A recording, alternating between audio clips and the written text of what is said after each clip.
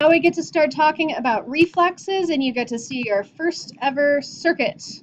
Your reflex is your simplest circuit. In fact, evolutionarily, a lot of things that do not have brains or even ganglia are going to still have reflexes. Like a jellyfish is just a loose nerve net. They have sensory, they have motor. The sensory goes straight to the motor with nothing in between, which means that if something touches them, they can move away, or if they touch something and it's food, they can eat it, right? Those are the options. They have no consciousness. So a reflex does not require any consciousness. It's going to be the fewest number of neurons that you can have and still have a response. So a reflex arc is your neural circuit for a single reflex. It's always going to start with a receptor. You need sensation first. So it's going to go from the peripheral nervous system. It's going to have to communicate with the central nervous system. And again, the only part of the CNS that's necessary for a reflex arc is the spinal cord. It does not need to go to the brain before that CNS, the spinal cord, communicates with an effector and ends back out in the periphery. So let's look at a reflex arc. This is not your simplest reflex arc, but it's one of them. So the sensory receptor will be located in the skin for this one. So here's going to be like your dendrites, basically, or whatever sensory receptor. Back in integument, we saw some of these sensory receptors, lamellated corpuscles, Meissner's corpuscles, your nociceptors, your free nerve endings, things like that. That's what we're talking about out here in the skin. That's going to be an afferent pathway, and that's going to go through that dorsal root and into the dorsal gray horn. Now I want you to notice right over here, we've got this sort of a little symbol happening here, a little bit of a scientific annotation or a symbol for a neuron. What you're looking at is a unipolar neuron right here. And this structure right here is an important structure for you anatomically, and we've seen it this whole time, I just haven't named it before now. This is the dorsal root ganglion, which also means it's time to define the word ganglion for you. Go back to your list of things that mean cell bodies and axons. Give you a second to do that. A ganglion is a collection of cell bodies in the peripheral nervous system. That's the definition of a ganglion. Ganglion is a collection of cell bodies in the peripheral nervous system. So we've moved past the roots, or this is part of the root technically, but it's not central nervous system. It's not part of the spinal cord. So this is peripheral nervous system, and this dorsal root ganglion in particular houses sensory neuron cell bodies. This is an immediate concept for this circuit, and it's also a long-term concept for a lot of our sensory pathways, because all of our sensory pathways are going to have a neuron cell body in the dorsal root ganglion. You don't want to crush the dorsal root ganglion because that's where all of your sensory neuron cell bodies are. Okay, so we've got our cell body for this neuron. This is a unipolar neuron located in the dorsal root ganglion. And then that axon comes in through the dorsal root to the dorsal gray horn. And this annotation over here, this little Y shape, that's representing the axon terminal synapsing onto another cell body. So the way we're going to illustrate cell bodies and axons and axon terminals, instead of drawing a complex cell body and an axon and a little snap knob there, we're just going to draw a dot, a line, and a Y. So that's going to be a symbol for that. So this dot right here that I'm covering right now and now I'm revealing, that's going to be a cell body of an interneuron. And you already know about interneurons. Interneurons exist only in the central nervous system. So this is going to be the first place you can possibly see an interneuron. This is going to be in your spinal cord. Now this interneuron immediately synapses onto another cell body. There's that red dot right there. And this cell body is in the ventral gray horn. You know you expect to find mostly cell bodies. You know it's the ventral gray horn, so you know it's motor, because motor is going to be ventral. So there's the cell body, and then the axon comes out via the ventral root out to a target organ, in this case a muscle. So that motor neuron in this case is innervating this skeletal muscle.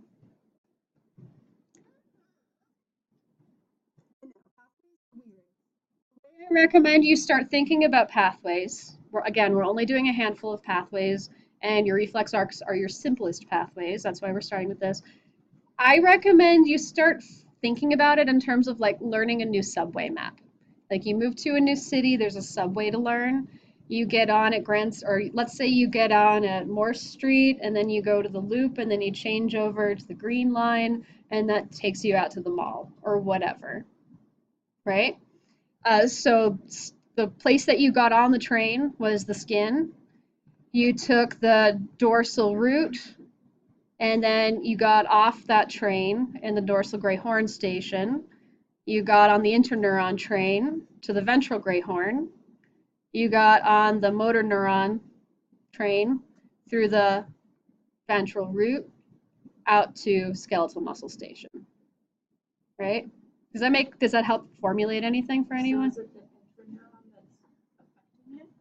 So the interneuron is going to allow us to integrate information. And in fact, what you're seeing over here is that this interneuron has an axon collateral that's going to send impulses up to the brain so that you'll receive that information once that activity is actually done. So that'll just be sending that information along at the same time, but it's not going to reach your brain until the activity is already completed. So that's a sort of standard arc, right? We'll have a couple of variations on this. A reflex arc can be ipsilateral or contralateral. We addressed this terminology back on day 1. So ipsilateral means on the same side as. Contralateral, and again, can we close that door? Darla's still doing interviews. I don't know how long she's doing that for. Contralateral means on the opposite side from. Contralateral means, by definition, we're going to have to cross the midline. Instead of this, where it's, let's say this was from your, is that supposed to be your right or left hand? That's really weirdly drawn. Let's assume that's your right hand. This is just a patch of skin on your right arm, and this is coming out to your right arm as well. That's an ipsilateral reflex. And a lot of them are going to be ipsilateral. You touch a hot stove, you take the same hand away, right? Contralateral means that we can have reflexes that act on the opposite side of the body. So let's say you step on a tack, you need to move these muscles or these muscles to move off of these muscles. So by definition, we need to have contralateral innervation reflexes, contralateral reflexes to get your foot off that tack. So those are going to cross the midline. The one we looked at was polysynaptic. Poly just means many. Anything more than one is many. Polysynaptic means there were 2 or more synapses. And if you go back, that's a synapse, that's a synapse. So that was a polysynaptic reflex.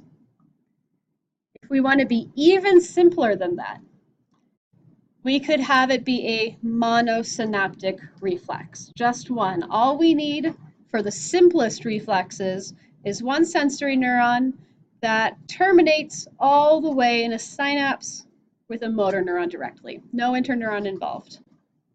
Simplest reflexes there are. This is what jellyfish have. Sensory neuron, motor neuron, super simple.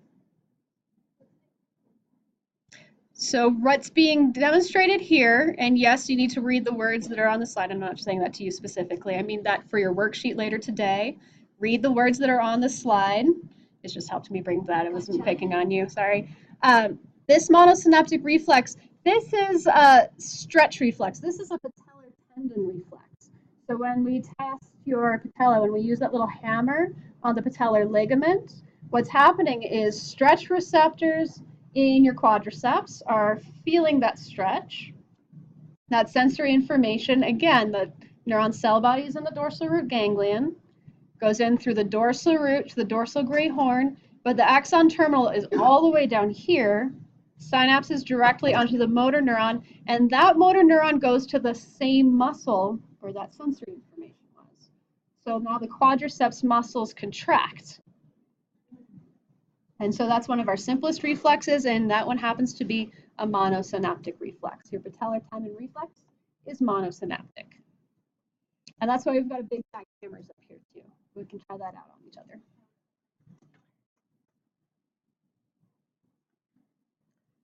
Your withdrawal reflex, for example, if your hand is being burned, in this case, that would be an example of a polysynaptic reflex, and that's the one we already illustrated.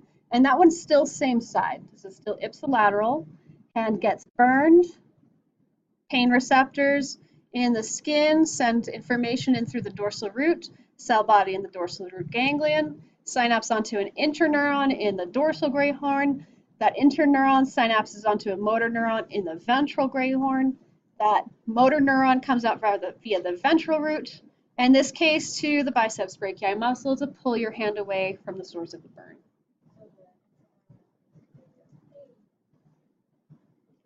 Yeah, it's just an in-between.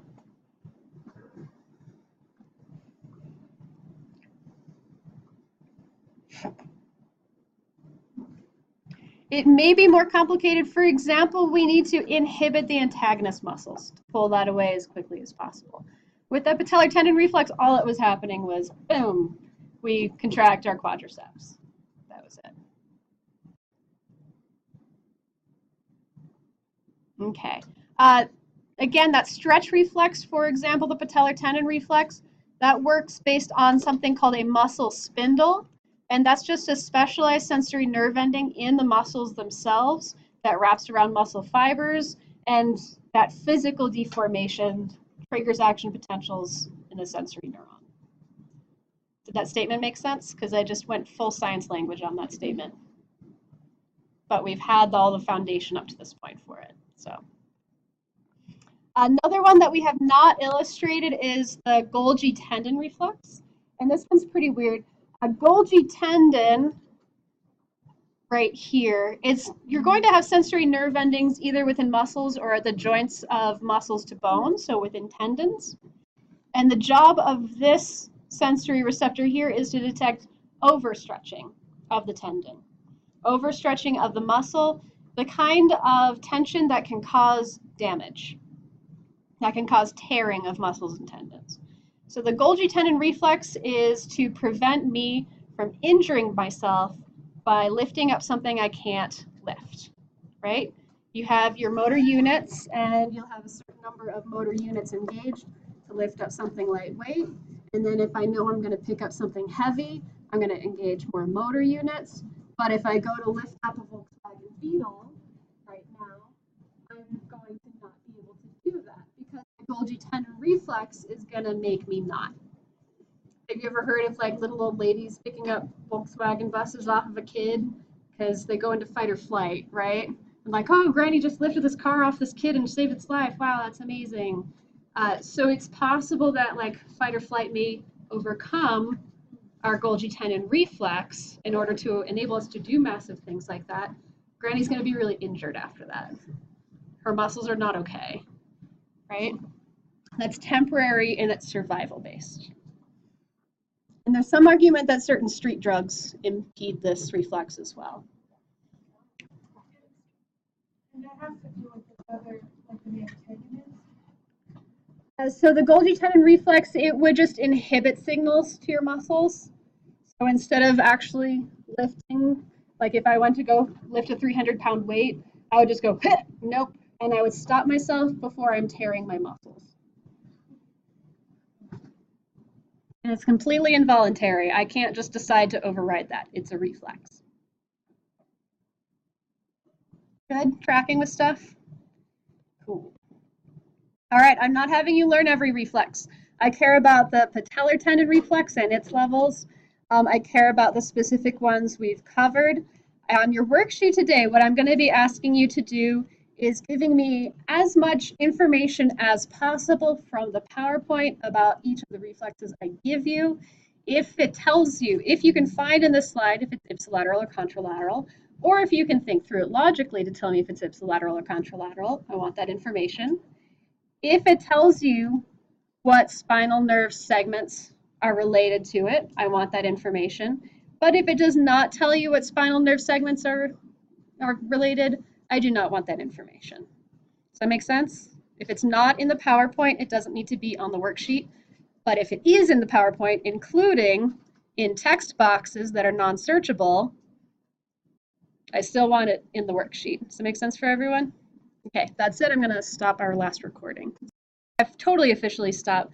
I have not illustrated a contralateral one up here, have I? So contralateral, they're going to look similar. You're going to have a sensory neuron, and then most of them are actually going to act on both sides. So you'll have a split, and you'll have innervation.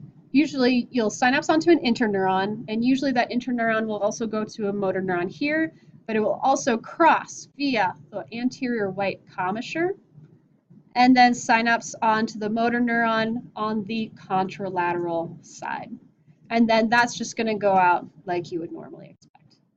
That would be a contralateral reflex.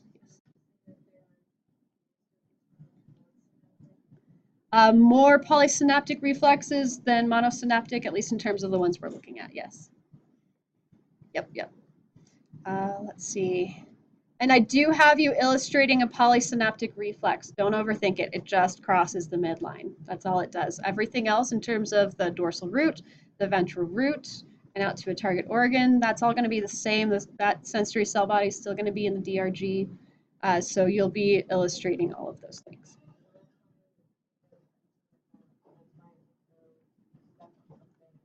Yeah, exactly. That would be a great example of stepping on a tack and then inhibiting some of these muscles while activating some of these muscles. So that would be when that axon splits to do ipsilateral and contralateral. Okay, now I'm going to stop my recording.